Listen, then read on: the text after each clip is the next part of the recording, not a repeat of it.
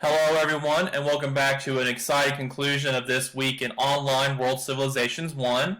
Now, as I might have mentioned a little bit earlier, or as you've seen in the syllabus, we're going to wrap up this week looking very briefly at Song China.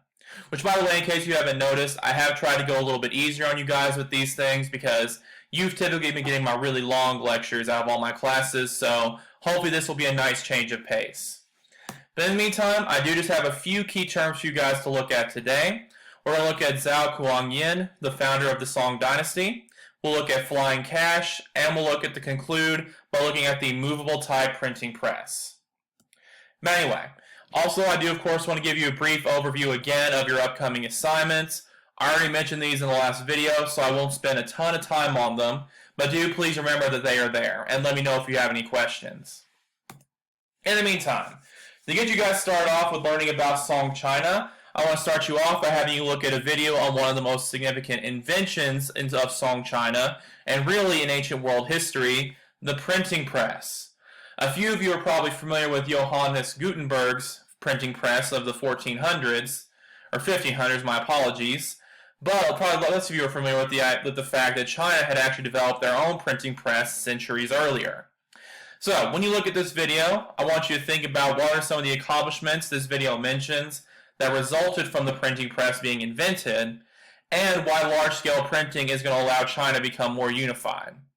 So again, just keep those issues in mind as we move forward. So I'll take a second. Hopefully you're pausing the video now to follow this link. And there we go. Obviously, we'll talk about the beginning of the Song Dynasty first.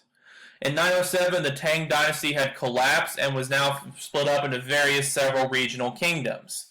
By 960 CE, Zhao Guangyin, who you can see pictured here, reunited China and claimed the mandate of heaven for his new Song Dynasty, which lasted from 960 to 1279 CE. Interestingly, and for reasons we'll get into a little more detail in a second, around this time, the Song Chinese began to commonly refer to themselves as Han and to outsiders as barbarians. So essentially, they consider themselves as almost a superior race and a superior culture compared to the rest of the world. We'll talk a little bit about how the printing press helped that in just a second. But anyway, to give you a bit of an idea of what Song China was like. As I mentioned in my last video with India, in China, the Song China had a huge population at this point of about 120 million.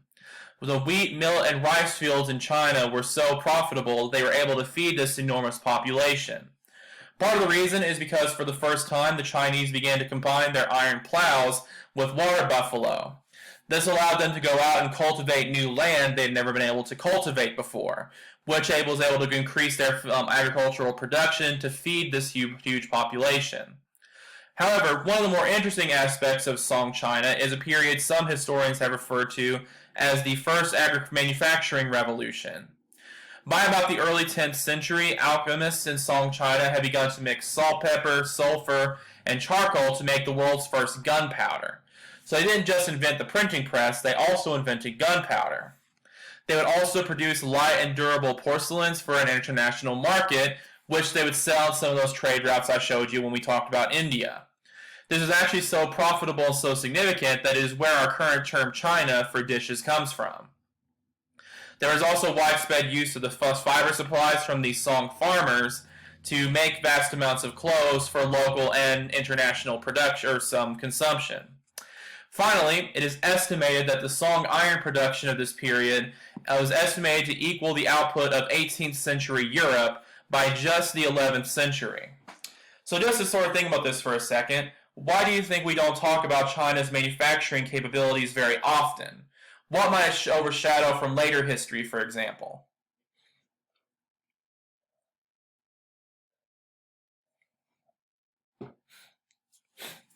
Very good. Once again, audience at home. Many historians have argued that we overlook this because of the European Industrial Revolution.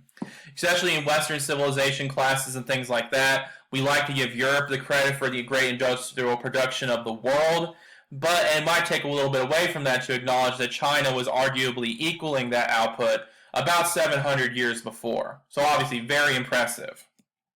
Now, to get a little more into the Song economy and politics that also set them apart. One of the things the Song Dynasty also did was make innovations in world currency. From about 11,000 CE or 1100 CE on, the Song government would annually mint about 2 million strings of currency. To give you an idea of just how much currency that is, each one of these single strings would contain 1,000 copper coins. So I'm not even going to try to work out that math right now, but that's obviously a huge amount of coins per year. One of the problems with this is that the demand for currency metal actually outpaced supply. They were literally making so much currency they didn't have enough access to metal for it. Therefore, the Northwestern Shaanxi group in China developed the first paper money to deal with this problem, flying cash. However, flying cash in China began to outnumber the metal coins in China. Now, for those of you who like the economy or like studying economics, who are watching this at home, when that happens, what does that typically lead to?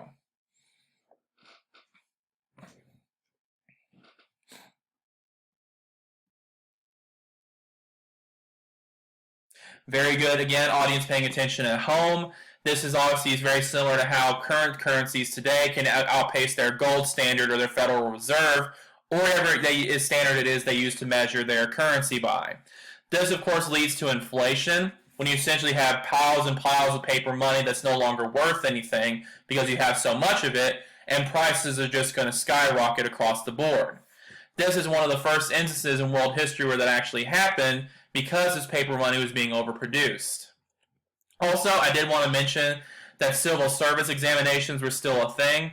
They had actually become more competitive under the Song dynasty.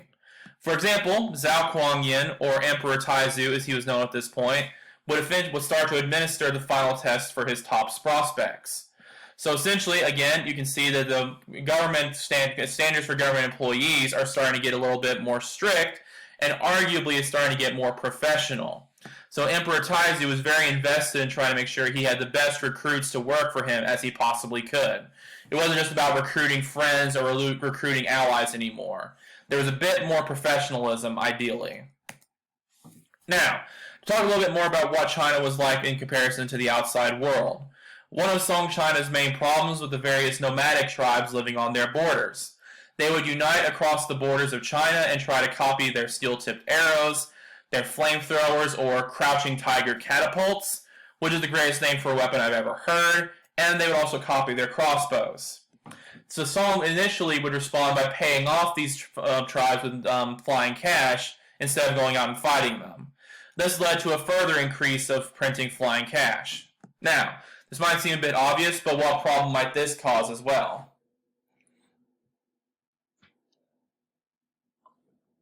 Yeah, I'll give you a fairly short pause for this one because it's probably pretty obvious. We just talked about it. This is part of the reason flying cash outnumbered metal coins and why inflation began to become a problem in China. They're trying to print more money to pay off these nomadic tribes, but it eventually is just going to become a worthless bribe. Finally, China was also a major influence to other Southeast Asian countries. For example, the Japanese modeled their capital city of Heian, later known as Kyoto, after the Chinese capital of Shanghai. However, the samurai class was gaining power outside of the capital in Japan, and wealthy merchants were gaining power outside of the capital. Does this strike you as a good political situation?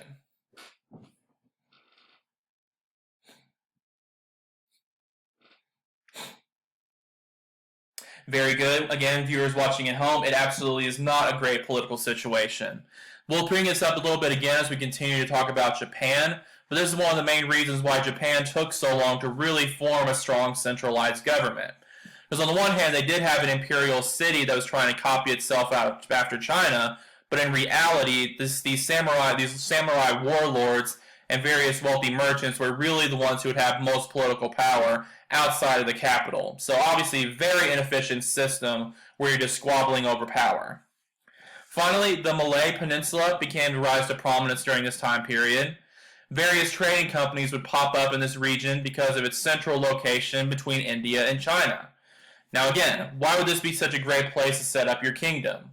Based on what we've talked about today and on our last video.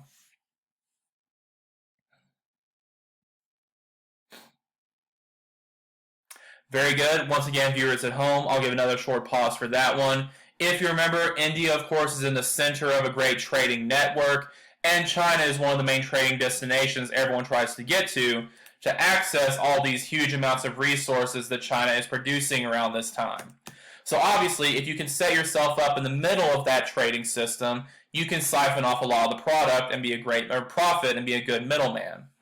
For example, we mentioned the Khmer Empire a little bit earlier in the semester, but they also began to become more prominent during this time as this trade continued to go through, and were notable for combining the practice of Vedic Hinduism and Mahayana Buddhism, showing again how they're getting influence from India and from China due to their now central location between the two. Now, last but not least, we will again look at the printing press and Chinese identity. As I mentioned, the printing press is arguably one of the main things that gave China such a distinct identity. This printing press was developed by Bai Xing in 1040 BC, or 1040 CE. A couple of the reasons it was so significant. The Song Dynasty books established Chinese as a dominant language of elites in East Asia. How might this strengthen Chinese identity?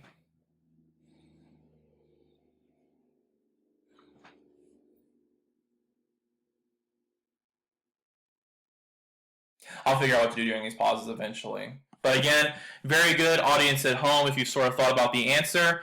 If everyone is picking up the Chinese language, including elites across East Asia who aren't even Chinese, that's going to create a feeling of Chinese superiority because they're essentially showing off their dominance to the rest of the world, and everyone else in the region, like Japan, is attempting to copy them. So on the one hand, that could easily give them a feeling of superiority, but also now that these books produced by, or these similar books are being produced all across China, everyone is now reading the same types of books and the same types of scrolls and learning the same types of ideas and cultural beliefs about China. For example, to bring this to the other famous printing press idea we know about, the printing press allowed Protestantism to replace Catholicism as a dominant form of Christianity in much of Europe, because now more people had access to these Protestant texts and could now learn the same ideas and the same beliefs, creating this whole new identity. Very similar thing happened in China.